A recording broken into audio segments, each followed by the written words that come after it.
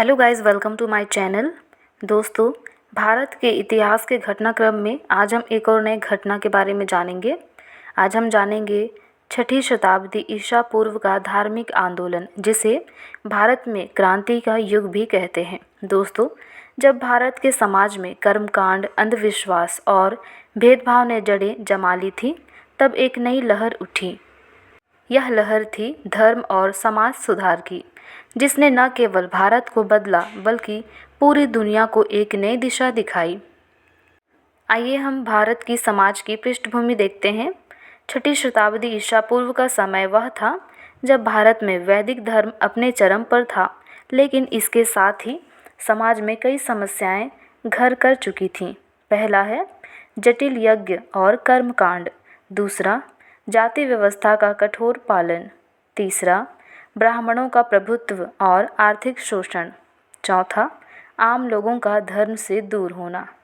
दोस्तों, इसी माहौल में एक ऐसी आंदोलन की शुरुआत हुई जिसने समाज में समरसता, सरलता और आध्यात्मिकता का संदेश दिया। आइए हम गौतम बुद्ध के बारे में जानते हैं।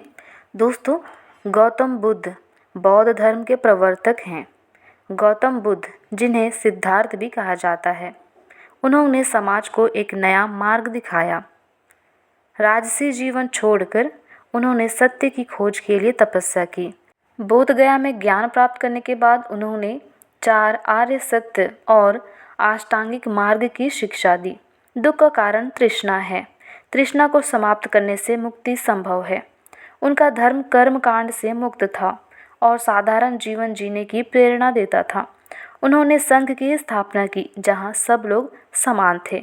आइए हम महावीर स्वामी के बारे में जानते हैं। दोस्तों, महावीर स्वामी जैन धर्म के सुधारक हैं। महावीर स्वामी ने जैन धर्म को पुनर्जीवित किया। उन्होंने पंचशील सिद्धांत दिया: अहिंसा, सत्य, अस्तेय, ब्रह्मचर्य और अपरिग्रह। उनके संदेश का मुख्य उद्देश्य था आत्मा की शुद्धि और मोक्ष प्राप्ति। महावीर का धर्म कर्मों के प्रभाव को कम करने और अहिंसा के मार्ग पर चलने की शिक्षा देता है। उन्होंने श्रम संस्कृति को बढ़ावा दिया, जहां साधारण जीवन और तपस्या पर जोर दिया गया है। आइए हम इस आंदोलन के प्रभाव को देखते हैं। पहला, धार्मिक सरलता। इन धर्मों ने जटिल यज्ञों और कर्मकांडों का विरोध किया। दूसरा, समाज में समानता। जाति व्यवस्था को चुनौती दी गई। तीसरा, आध्यात्मिकता का प्रसार। ध्यान, योग और अहिंसा को बढ़ावा मिला। चौथा, शासन पर प्रभाव। मौर्य समाज के अशोक जैसे सम्राटों ने इन धर्मों को अपनाया और इन्हें दूर दूर तक फैलाया। तो आइए हम जानते हैं क्यों था यह आंदोलन इतना विशेष। दोस्तों, इस आंदोलन ने पहली बार धर्म को जनता के करीब लाने का प्रयास किया। यह धार्मिक स्वतंत्रता और समाज में समानता की एक नई शुरुआत थी।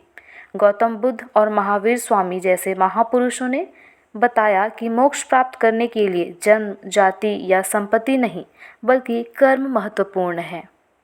यह आंदोलन भारत के ही नहीं बल्कि एशिया के कई हिस्सों में आध्यात्मिक जागरण का कारण बना। तो दोस्तों, ये थी छठी शताब्दी ईसा पूर्व का धार्मिक आंदोलन। तो इसी के साथ इस वीडियो में बस इतना ही। धन्यवाद।